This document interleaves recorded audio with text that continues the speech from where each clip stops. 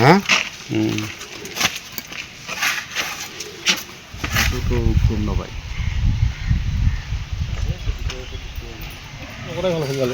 এখন হ'লে একেবাৰে কৰি দিব ক'লে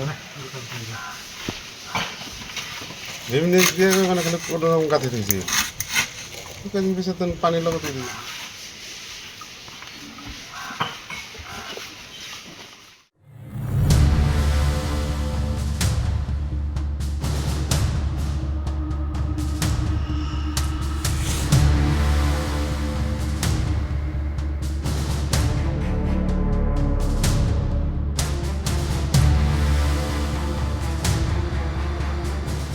মিউনিচিপালিটিখন হৈছে কিছুমানৰ কাৰণে সোণৰ সাজ বুলি যে কয় তেনেকুৱা তেওঁলোকে ৰাজ্যৰ কাম কিছু ক'ব লাগে চৰকাৰৰ আঁচনিটো আহিছে টকাটো ল'ব লাগে আৰু নিজৰ টুবিলত ডাঙৰ কৰিব লাগে মোৰ 17 নম্বৰ ৱাৰ্ডত যোৱা যি দুটা কাম দেখা পাইছে আগৰ বাৰতো দুৰ্নীতি হৈছে মানে ক'ব লিমিট নাই আৰু কাৰণ প্ৰত্যেকবোৰ ইষ্টিমেটটো ধৰোঁ তেওঁলোকে পিং পইণ্টটো চেঞ্জ কৰি পেলাই হোৱা কামটোকে বাৰে বাৰে ধৰে আৰু কেতিয়াবা কমপ্লেইন দিলে আমি চাই আছোঁ বুলি কয় টাইমটো পাছ কৰি দিয়ে তাৰপিছত লাহেকৈ বিলটো উঠাই দিয়ে আজি যিটো ঘটনা ঘটিছে আপোনালোকে চাওক তাতে পঞ্চদশ বিত্ত আয়োগৰ প্ৰায় 23-24 বৰ্ষৰ দুটা কিস্তি তাত ধৰিছে য'ত নেকি তেওঁলোকৰ 1.5 পৰা 2 লাখ টকা হ'লে সম্পূৰ্ণ কামটো হৈছে আকৌ টকা বাচিব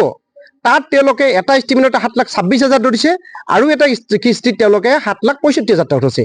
যিটো জেগাত 1.5 লাখ টকা খৰচ হৈছে তাতে 15 লাখ টকা থৈছে প্ৰায় তো প্ৰথম কথা হৈছে আৰু তাৰোপৰি কামটো যে তেওঁলোকে ধৰিছে আপোনালোকে চাব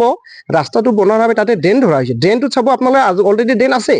ড্ৰেইনটো জাষ্ট ৰিপেয়াৰিঙৰ প্ৰয়োজন আছিল তেওঁলোকে কি কৰিছে ড্ৰেইনটো সম্পূৰ্ণৰূপে নতুন দেখুৱাইছে এষ্টিমেটত কিন্তু তেওঁলোকে জাষ্ট ওপৰৰ প্ৰলেপটো এটা ইটা গুচাই দিছে উঠাটো গুচাই দি পেলাই কি কৰিছে তাৰ জেগাত তেওঁলোকে জাষ্ট এটা নতুন চেঞ্জ কৰি প্লাষ্টাৰ কৰিব ব্যৱস্থা কৰিছে আৰু এই 65 মিটাৰ 70 মিটাৰ ড্ৰেইন যে ধৰিছে তেওঁলোকে তাতে 5 মিটাৰ তেওঁলোকে ড্ৰেইন এতিয়ালৈ কমপ্লিট কৰা নাই তো তাৰ মানে গম পোৱা গ'ল যে তেওঁলোকে জাষ্ট কামটো ধৰা দেখুৱাই আৰু টকাটো লুটি পুটি খায় অকল মোৰ ৱাৰ্ড বুলি নহয় 17 নম্বৰ ৱাৰ্ডত নহয় আপোনালোকে চাব 15 নম্বৰ ৱাৰ্ডত চেম কৰি আছে প্ৰায়ভাগ ৱাৰ্ডতে তাতে কাৰ্যবাহী বিষয় সম্পূৰ্ণৰূপে জড়িত আমি যেতিয়া কমপ্লেইন দিওঁ তেতিয়া কমপ্লেইন দিলে তেওঁলোকে কয় যে নহয় আমি কামটো বিল দিয়া নাই নহয় আকৌ যেতিয়া অন্য এটা সময়ত ধৰোঁ তেতিয়া কয় নহয় আমি বিলটো দি দিলোঁ আগতে কিয় নকল তাৰমানে চাওক কামটো কৰি থকাত ধৰিলে তেওঁলোকে কম আমি বিল দিয়া নাই কামটো হৈ যোৱাৰ পিছত ক'ব আগতে বিলটো দি দিলোঁ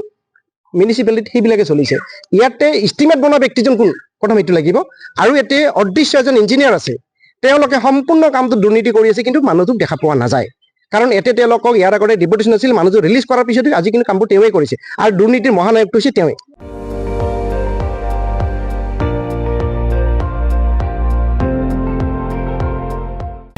আপুনি চাই আছে ND24 সৰ্বশ্ৰেষ্ঠ নহয় সৰ্বোত্তমৰ দৌৰ